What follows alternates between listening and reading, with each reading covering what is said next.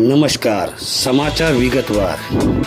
વિસનગર નગરપાલિકાનું સરાહનીય કામ સામે આવ્યું. વિસનગર નગરપાલિકાએ વિસનગર ખાતે 28/9/2025ના રોજ હઝરત ગેબનશાહ પીરની દરગાહનો ઉર્સ આવી રહ્યો હોવાનું જાણી તાત્કાલિક ધોરણે ગેબનશાહ પીરની દરગાહમાં જે પણ કચરો અને ગંદકી હતી તે સાફ સફાઈ અભિયાન ચાલુ કરી તાત્કાલિક ધોરણે સાફ સફાઈ કરાવી.